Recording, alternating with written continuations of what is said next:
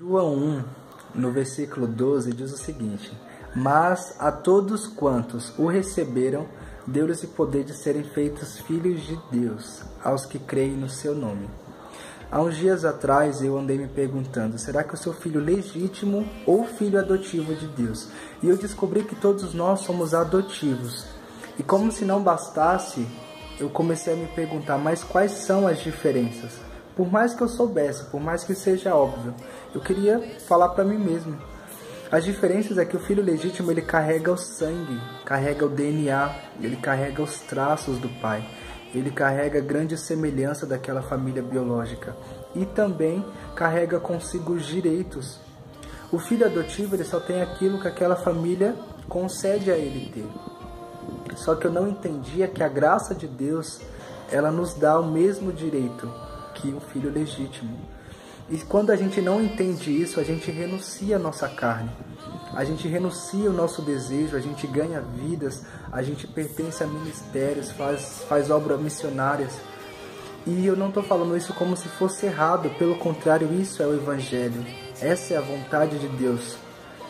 O problema está em fazermos todas essas coisas para nos sentirmos aceitos, amados, quando na verdade nós já somos. Se você parar para pensar, Jesus ele se entregou naquela cruz do Calvário. Ele passou por tudo que ele passou. Em troca do quê? A gente não era nem nascido, a gente não havia feito nada para merecer esse amor. Quando você faz, já se sentindo amado, as pessoas conseguem olhar no seu rosto, nos seus olhos, que você não faz por obrigação, você não faz por ordem de um homem, mas você faz por corresponder a esse amor. Esse é o segredo. Quando você faz por obrigação, quando não dá certo, você relaciona que você não é amado, que você não foi aceito, que você não é digno de fazer aquilo que Deus quer que você faça. Eu assisti um filme recentemente que retratava a história de um rei. Esse rei chegou a falecer. Ele tinha um filho e esse filho assumiria o cargo. Só que no momento da coroação, aquele filho descobriu que ele não era legítimo.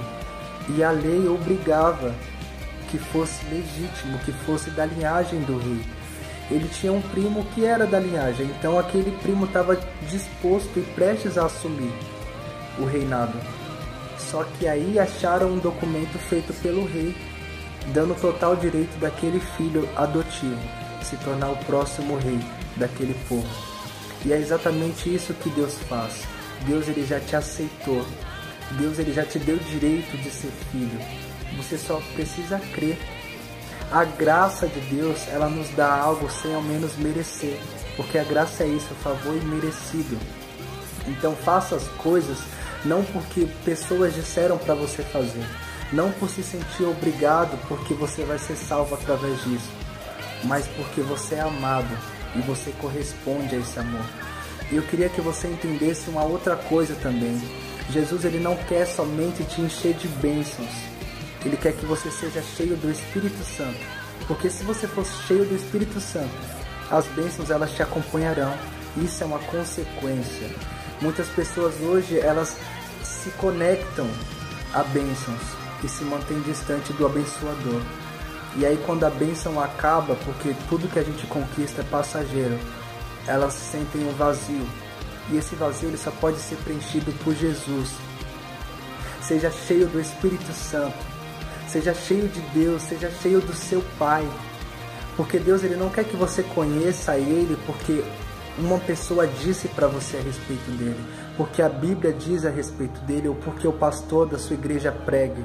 Não somente através desses meios, mas da sua própria experiência. Deus ele está disponível para você, o véu do tempo foi rasgado e hoje nós temos livre acesso ao Pai. Hoje ele se encontra acessível a todos nós, mas muitas vezes a gente coloca barreira, a gente coloca obstáculos e a maioria dos obstáculos é a culpa, é o nosso pecado, é o nosso orgulho.